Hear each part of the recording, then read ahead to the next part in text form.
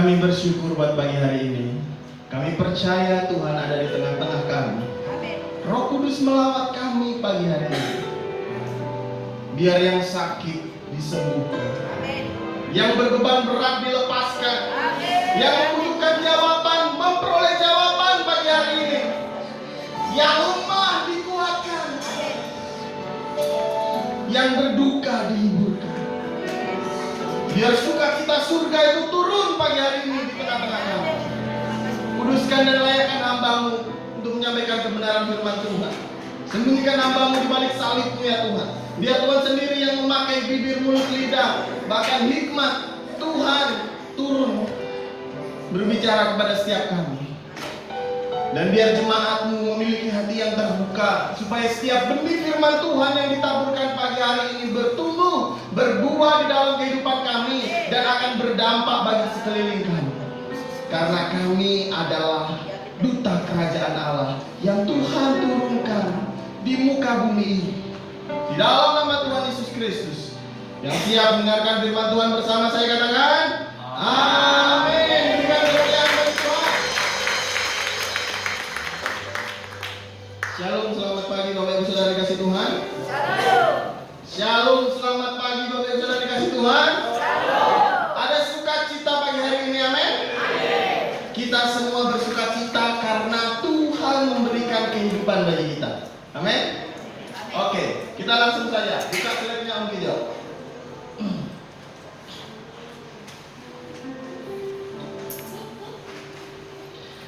Judulnya adalah Injil menjadi penuntun kehidupan umat Tuhan. Ada dua perikop yang akan kita baca, tapi kita bahas yang di Lukas dulu. Lukas 18 ayat 9 sampai 11 dan Filipi 2 ayat 1 sampai 12. Kita buka Lukas dulu. Boleh Om Kijo dibuka dulu Lukasnya.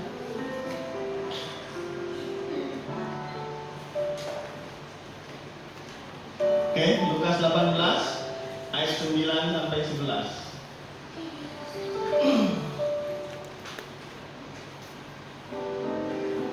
Sudah ketemu semua?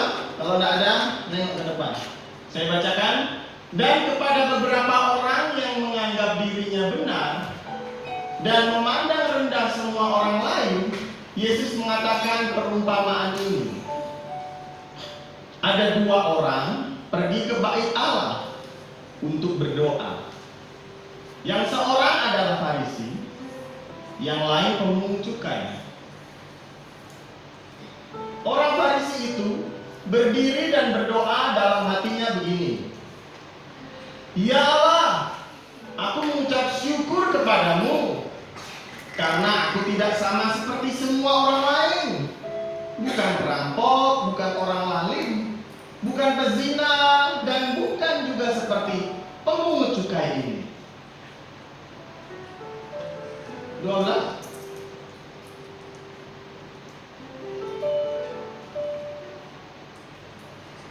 Aku berpuasa 2 kali seminggu. Aku memberikan 1/10 dari segala penghasilanku. Tetapi pemungut cukai itu berdiri jauh-jauh. Bahkan ia tidak berani menengadah ke langit, melainkan ia memukul diri dan berkata, Ya Allah, kasihanilah aku, orang yang berdosa ini. Aku berkata kepadamu, orang ini pulang ke rumahnya sebagai orang yang dibenarkan Allah, dan orang lain itu tidak. Sebab barang siapa meninggikan diri, ia akan direndahkan, dan barang siapa merendahkan diri, ia akan ditinggikan. Coba dibuka Om Ijo, Lukas 18 pasal yang ayat yang pertama. Yesus mengatakan suatu perumpamaan kepada mereka untuk menegaskan bahwa mereka harus selalu berdoa dengan tidak jemu-jemu.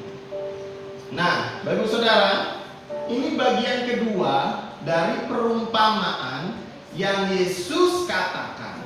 Bagian pertamanya itu tentang seorang janda ketemu dengan hakim, datang berkali-berkali, sering minta supaya dibela. Nah, yang kedua ini tentang orang Farisi dan pemungut cukai.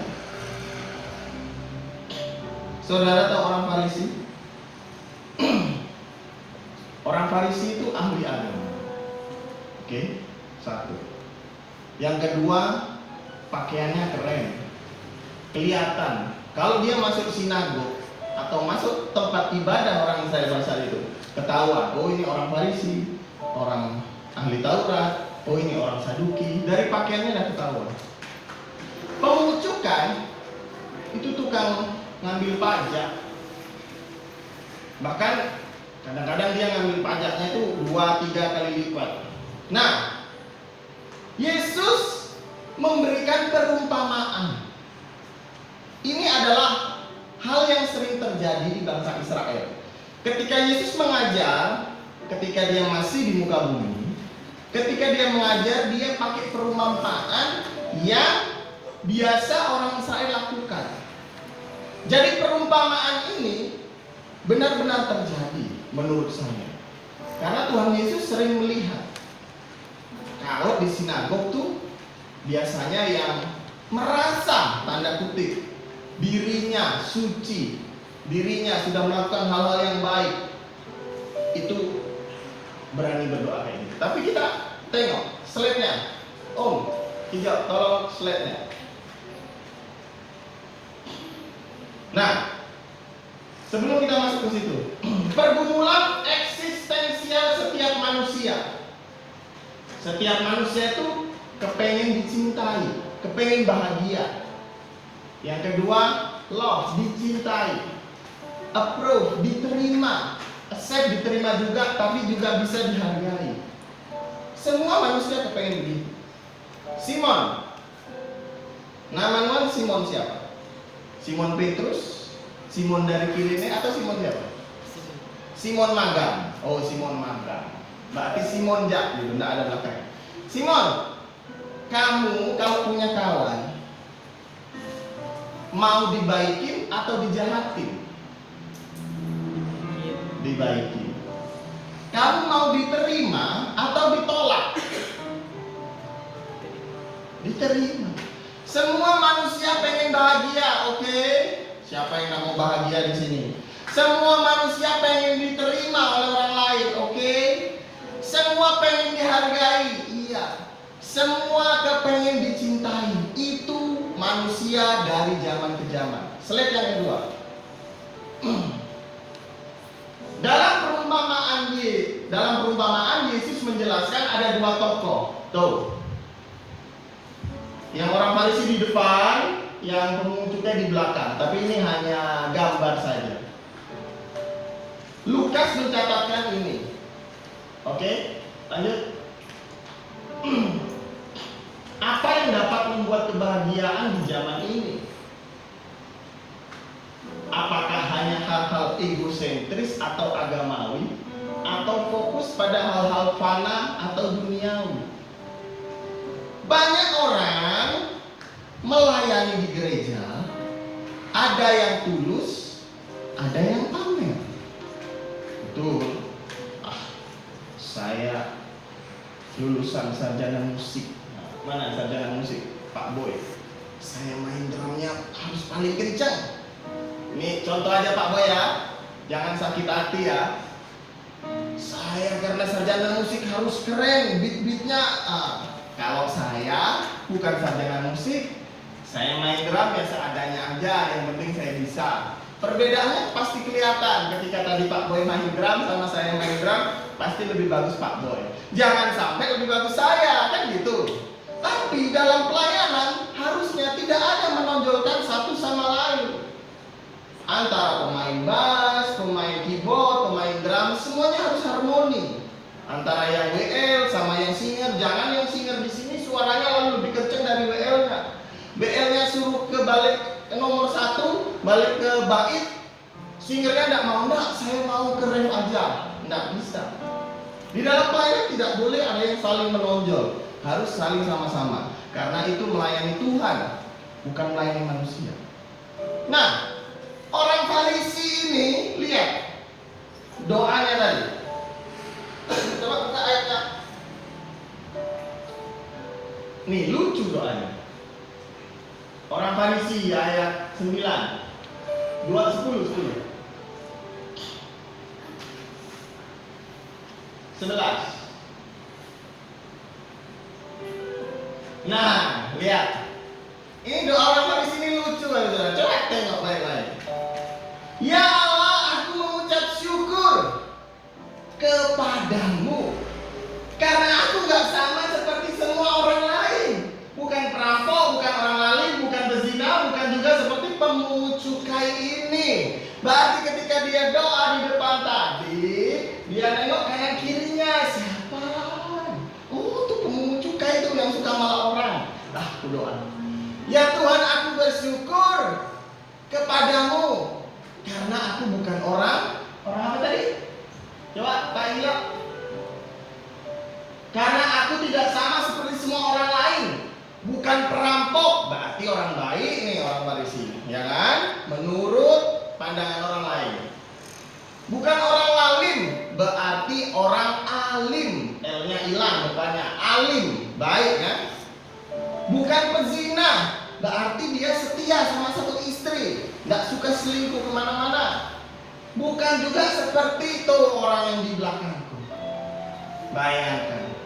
Ini doanya lucu loh. Lucunya kenapa? Mengucap syukur harusnya orang begini. Tuhan, terima kasih. Aku bersyukur buat hari ini. Aku masih diberi kesehatan, aku masih diberi kekuatan, aku bisa datang ke gereja. Kan gitu doa ucapan syukur. Ini ucapan syukur yang palsu. Betul? Berapa banyak terkadang kita seperti orang Farisi ini. Coba dibuka slide-nya. Yang keempat. Yang kelima. Nah, ini yang ada di anak muda sekarang. YOLO, FOMO, apa lagi? JOMO, apa itu? Kalau orang-orang yang generasi 2000-an, 90-an, kalau nggak ngikutin nggak tahu. Apa itu YOLO? Coba dihilangkan muka saya dulu. Nah, YOLO, you only live apa ya? Once. Artinya apa ya? Kamu hanya hidup sekali. Apa yang membuat bahagia? Wah, kita cuma hidup sekali. Udah, kalau ada duit, foya-foya. Ada uang lebih, foya-foya. Bahkan kadang-kadang nggak ada uang pun foya-foya. Ya, hidup cuma sekali, YOLO. Nah, ada lagi yang FOMO. Ini yang tren sekarang nih anak-anak muda nih. FOMO itu apa ya? FOMO itu fear of missing out, takut ketinggalan zaman. Merupakan gangguan kesehatan mental, ini dari Diskominfo saya ambil. Merupakan gangguan kesehatan mental yang menyebabkan seseorang terus-menerus merasa takut tertinggal, takut informasi yang tentang informasi yang berkembang. Sindrom FOMO, di sini. Sindrom FOMO muncul dari sebuah perasaan cemas dan takut yang timbul dalam diri seorang akibat ketinggalan sesuatu yang baru, seperti berita, gaya hidup, tren, hal lainnya yang dilakukan orang lain yang tidak bisa ia lakukan. Jadi kalau FOMO itu takut gitu loh. Contohnya, waduh, kawanku punya HP baru nih. Aku juga harus punya HP baru. Mama, aku nggak mau sekolah kalau udah dibelikan HP baru kayak kawanku. Atau gaya hidupnya itu apa ya? Kalau orang Jawa bilang jor-joran gitu loh. Jor-joran itu wes pokoknya ketok apik gitu loh. Kelihatan ganteng, kelihatan mahal outfitnya. Kalau sekarang kan outfitmu berapa? Kalau ditanya outfit saya, ini baju warisan dari papa saya, celana paling cuma 50.000, 100.000. Kalau anak-anak zaman sekarang itu merasa dirinya dihargai, merasa bangga dengan apa yang menempel di tubuhnya, hanya faktor eksternal, bukan internalnya. Nah ini, coba slide yang tadi. Nah, kalau JOMO itu adalah cara untuk mengatasi FOMO ini supaya tidak stres. Diskominfo bilang apa? Yuk melakukan hobi yang disenangi, terus melakukan hal-hal yang baik, belajar hal yang baru, berpikiran positif, enjoying time, artinya ya tidak hanya melulu main gadget lalu merasa tertinggal dengan gaya hidup itu jadi sebuah sesuatu yang harusnya tidak perlu dipenuhi tapi dikejar. Jangan sampai kita beli motor baru tapi hanya untuk sebulan, nyicilnya depan nggak tahu, hanya untuk gaya-gaya. Saya nggak tahu ya tren ini ya. Kalau mau Natal atau mau Lebaran, di jalan itu pasti mulai banyak mobil baru, motor baru, tapi setelah itu dicabut lagi sama tukang kreditnya. Nah itu karena FOMO. FOMO itu apa ya? Takut ketinggalan, takut dibilang orang nggak punya. Harusnya hidup sederhana aja, apa adanya. Nih, saya mau kasih tahu, bukan yang di luar yang menentukan siapa diri kita, tapi yang di dalam. Amin. Nggak masalah pakai motor biasa, tapi menjadi orang yang baik. Nggak masalah makan seadanya, tapi bisa berbagi sama orang lain. Amin. Nah, lanjut.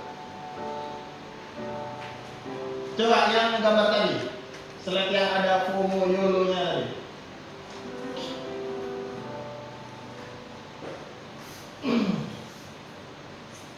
As long as you're happy, go ahead.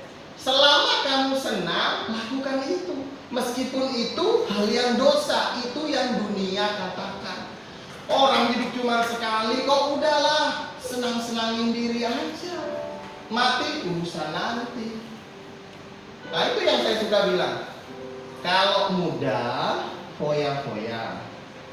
Tua, kaya raya. Mati, masuk surga. Enak benar. Mana bisa kayak gitu. Lanjut. Dalam setiap zaman dan budaya, manusia selalu mencari kepuasan, kebahagiaan, dan kenikmatan hidup. Nah, dalam Kejadian pasal 1 dan 2, manusia pertama, Adam dan Hawa, itu sudah bahagia, sudah dikasihi, bahkan diterima dengan Allah, hidup dengan baik di Taman Eden. Tapi Bapak Ibu Saudara tahu apa yang membuat dia itu? Dosa.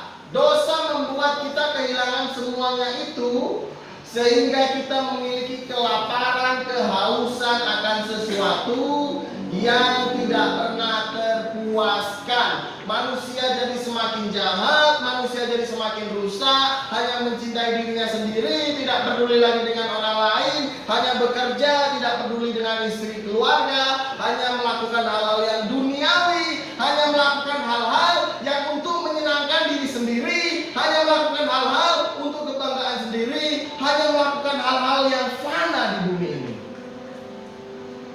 Itu manusia zaman sekarang. Lihat slide selanjutnya. Doa orang Farisi. Agak enggak ini ya, kekecilan. Saya buatnya terlalu padat. Pertama, tidak tulus mengucap syukur pada Allah. Jika mengucap syukur dengan sungguh-sungguh kepada Allah, maka akan menceritakan tentang segala kebaikan, pemeliharaan, pengampunan dosa yang telah Allah berikan. Orang Farisi tadi ngomong, Tuhan, aku bersyukur. Titik apa koma itu? Karena apa? Karena aku nggak jahat kayak orang sebelah. Wah. Yang kedua, fokus membanggakan, memuji diri sendiri, bukan pada karakter dan motivasi dan kedalaman hati. Coba dibuka Amos 5 ayat 21 sampai 25. Amos 5 ayat 21 sampai 25. Aku membenci, aku menghinakan perayaanmu, dan aku tidak senang kepada perkumpulan rayamu. Sungguh, apabila kamu mempersembahkan kepadaku korban-korban bakaran, korban-korban sajianmu, aku tidak suka, dan korban keselamatanmu berupa ternak yang tambun, aku tidak mau pandang. Jauhkanlah daripadaku keramaian, nyanyian-nyanyianmu, lagu gambusmu, tidak mau aku dengar. Tetapi biarlah keadilan bergulung-gulung seperti air, dan kebenaran seperti sungai yang selalu mengalir. Apakah kamu mempersembahkan kepadaku korban sembelihan dan korban sajian selama 40 tahun di padang gurun itu, hai kaum Israel? Kamu akan mengangkut sakut rajamu dan kewan dewa bintangmu, patung-patungmu yang telah kamu buat bagimu itu. Dan aku akan membawa kamu ke dalam pembuangan jauh di seberang Damsyik, firman Tuhan yang namanya Allah semesta alam. 28. Nggak ada. Bapak saudara, Allah ini sangat membenci hal-hal yang sebenarnya dibilang apa? Agamawi, tapi hatinya munafik, nggak mau. Bolehkah kita ke gereja? Boleh. Bolehkah kita melayani Tuhan? Boleh. Bolehkah kita menyanyi? Boleh. Bolehkah kita memberikan sepersepuluhan? Boleh. Melakukan persembahan yang baik? Boleh. Tapi Tuhan lebih melihat apa yang ada di dalam hatimu, motivasimu ketika memberi, motivasimu ketika melayani Tuhan. Jangan sampai nih, saya ke gereja supaya saya masuk surga. Itu bukan untuk kebaikan hal. Sebenarnya itu egois. Egoisnya gini. Saya ikut Tuhan supaya dapat sesuatu. Bukan murni tulus karena sadar bahwa Tuhan telah mengampuni dosa. Ketika berbuat baik, saya berbuat baik supaya dikenal orang baik. Bukan karena Tuhan sudah berbuat baik pada saya harus berbuat baik kepada orang lain. Segala sesuatu hal yang didasari bukan kepada Tuhan pasti akan kecewa. Kalau datang ke gereja karena melihat seorang hamba Tuhannya yang luar biasa dipakai Tuhan, bukan karena Tuhan, pasti suatu saat akan kecewa. Karena hamba Tuhan juga manusia. Kalau melihat melayani Tuhan karena kepengen menunjukkan skillnya, bukan karena saya dikasih anugerah talenta Tuhan, saya mau melayani Tuhan dengan baik, saya mau kembalikan ini untuk kemuliaan nama Tuhan, pasti nanti akan kecewa. Yang ketiga, doa orang Farisi tadi, merendahkan orang lain dan menganggap dirinya paling benar. Melakukan sesuatu yang lebih dalam hal ibadah bukan karena motivasi tulus cinta kepada Tuhan, tetapi supaya menambah nilai dirinya lebih rohani dan agamawi daripada orang lain. Coba tengok tadi, orang Farisi tadi. Saya berpuasa 2 kali seminggu, lebih banyak dari yang lain. Persepuluhanku lebih besar daripada jemaat yang lain. Aku lebih sering ke gereja, doa-doaku lebih banyak daripada jemaat yang lain. Ketika melakukan hal ini semua dimotivasi bukan tulus karena mencintai Tuhan, hanya untuk menambahkan nilai dirinya supaya dilihat orang baik. Itu kayak orang Farisi. Nah, slide selanjutnya. Doa pemungut cukai. Yang pertama, mengakui diri sebagai orang berdosa. Coba lihat ayatnya tadi, Lukas 18:13.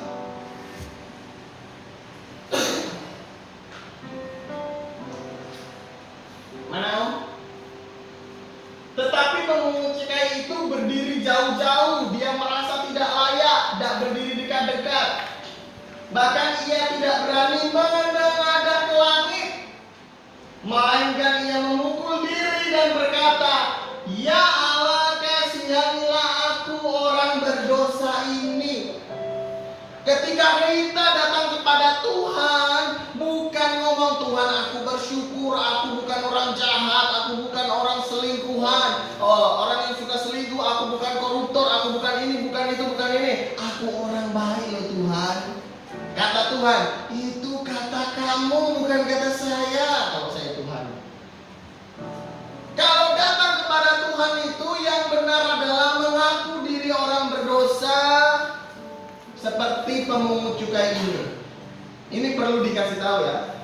Tuhan bukan sedang membenarkan apa yang dilakukan oleh pemungut cukai ini. Karena pemungut cukai ini pekerjaannya suka memeras 2-3 kali lebih banyak dari hal-halnya. Tapi Tuhan mengapresiasi, membenarkan apa ya?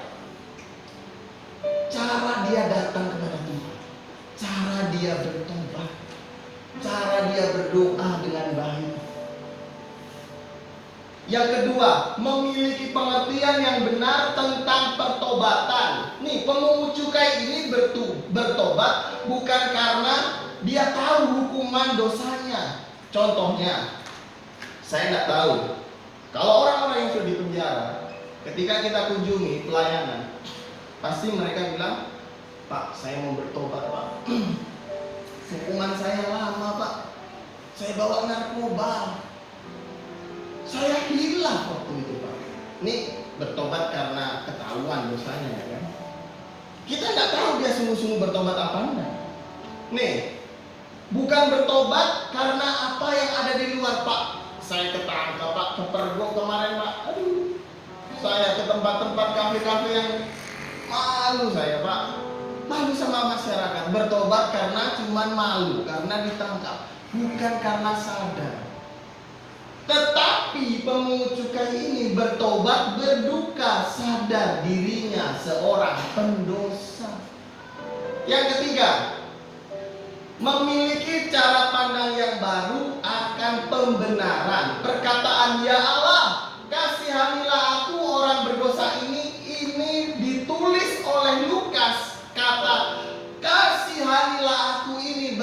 berbeda dengan ketika orang buta memanggil Yesus, ya Tuhan kasihanilah aku. Coba buka di Matius 9 ayat 27. Matius 9 ayat 27.